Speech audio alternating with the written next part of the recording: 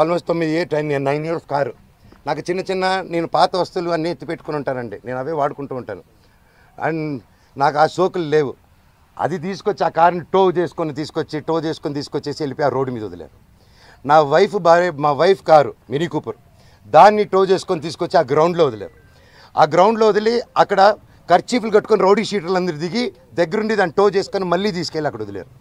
ఇవన్నీ గురువారెడ్డి గారికి అవునా ఇంత గలీజ్గా ఎందుకు చేస్తున్నారు, ఇది బాగాలేదు మనోజ్ గారు అని చెప్పి సీఏ గారు చాలా ఫీల్ అవుతున్నారు, కానీ యాక్షన్ తీసుకోలేదు. నేను వెళ్ళండి సార్ మా వాళ్ళు అన్నారంటే ఇంటికి వెళ్ళారు. ఇంటికి వెళ్ళి మా సెక్యూరిటీ ఎక్కడని చూశారు. వచ్చేసారు. సెక్యూరిటీ ఏమేస్తంటే నేను వెళ్ళి అడిగాను, వాళ్ళు ఎవరు లేరంటున్నారు మనోజ్ గారు అన్నారు. సార్ నా ఇంట్లో అంతమంది దూరిపోయి అంత 5 ఎకరాలు అక్కడ ఉండే 3 acres ఇంట్లో మీరు అక్కడ లేదు అంటే ఎలా సార్, మీరు వెతికారా అంటే నాకు చేశారా సార్ అంటే అది లేదన్నారు. అక్కడ లేరు మనోజ్ గారు, నేను ప్రొటెక్ట్ చేస్తా అన్నారు. ఇది పొద్దునైంది. సాయంత్రం 3 గంటలకి ఇదే మనుషుల సెక్యూరిటీ గార్డుని కారులో వేసుకొని వాళ్ళతో బెదిరించి వాక్కుమూలన తీసుకొని సిఐ గారికి వచ్చి పోలీస్ స్టేషన్లో అప్పచెప్పారు. ఇప్పుడు పొద్దున అదే సిఐ గారు ఎవరు లేరన్నారు. ఇప్పుడు తిరిగి అప్పచెప్పారు. సార్ మీకే ఇది చేశారు కదా, మీరే నాకు అఫీషియల్గా చెప్పినారు, కేసు కట్టండి సార్ అంటే కట్టట్లేదు. పోనీ వాళ్ళిద్దరు సెక్యూరిటీలు సార్ మమ్మల్ని కొట్టారని కేసు పెడుతుంటే వాళ్ళు కేసు తీసుకోవట్లేదు. ఆ నోట్ చేసుకొని ఎఫ్ఐఆర్ చేయాలంటే ఇదంతా నేను పై వాళ్ళతో మాట్లాడాలి, నేను నాకు రైట్ లేదు అంటున్నాడు. పోనీ నేను జైపూర్ నుంచి ఒక పక్క పాప బర్త్డే సెలబ్రేట్ చేసుకుంటూ జైపూర్ నుంచి మెయిల్ పెట్టాను, సార్ ఇలా జరుగుతుంది, గివ్ ప్రొటెక్షన్, కనీసం నా పెట్స్కి ఏం చేయకుండా చూడండి అనేసి యాజ్ సింపుల్గా నేను పెట్టాను. దానికి కలెక్టరేట్కి పెట్టాను, అందరికీ పెడితే నేను డిజిటల్ సిగ్నేచర్ చేసి పంపించాను, నో రిప్లై. ఇవంతా చెల్లవు అని చెప్పి సీఏ గారు చెప్పారు. పోనీ కంప్లైంట్ వచ్చింది కదా సార్, యాక్షన్ తీసుకుంటే లేదు. సరే నేను ఊరి నుంచి వచ్చాను. ఊరి నుంచి వచ్చింది ఇమీడియట్గా కంప్లైంట్ డ్రాఫ్ట్ చేస్తాను. ఈ గ్యాప్లో ఏమైంది, అదే రోజు 1వ తారీఖు బార్జిన్ అయ్యారా, నేను జైపూర్కి వెళ్ళానా, అదే రోజు నైటు విష్ణు అతను ఫాలోయింగ్ కారు ఉంటుంది, ఎక్కువ కారులో అతను మనుషులు వచ్చి నా నార్సింగ్లో నా ఆఫీస్కి గోడలు దూకి లోపలికి వచ్చి నా కారుని దొంగ కీ పెట్టి స్టార్ట్ చేసుకొని ఆ కారు దొంగతనం చేశారండి. అంటే ఎందుకింత దరిద్రానికి దిగజారుతున్నాడో నాకు అర్థం కావట్లేదు.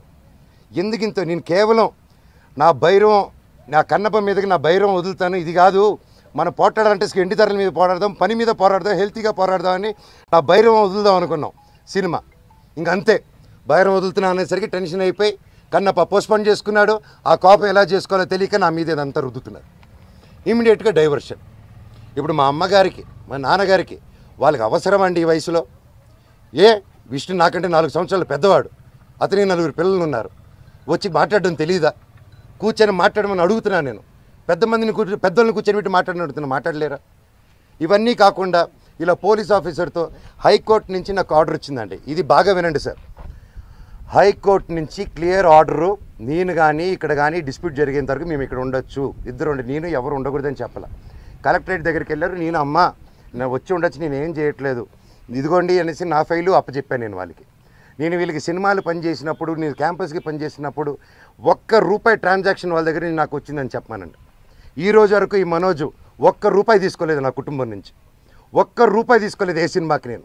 నేను బయట ప్రొడక్షన్ హిట్ కొట్టి బయట ప్రొడక్షన్లో చేసుకొని ఒకటి హిట్ కొడితే చాలు తీసుకొచ్చి ఇక్కడ లాక్ చేసేస్తాడు. విష్ణు కంపెనీలో 25 filmsలో నువ్వు చేయాలి, నువ్వు ఇప్పుడు ఆడగట్టు పేసుకొని చేయకపోతే విష్ణు కెరీర్ నిలబడదురా, నువ్వు ఆడగంటే అంటే నాకు కంఫర్టబుల్ లేదు, ఇప్పుడు I'm not ready for lady getup అన్నప్పుడు అంటే సెంటిమెంట్గా కూర్చొని పెట్టి లేదు విష్ణు కెరీర్ నీ చేతిలో ఉంది, వాడిని నిలబెడదాం హీరోగా, నువ్వు ఒక పర్ఫార్మెన్స్ నువ్వు కామెడీ చేస్తావు అంతా నువ్వు చేయి అంటే అన్న కోసం అమ్మాయి గెటప్ కూడా వేసుకొని యాక్ట్ చేశానండి.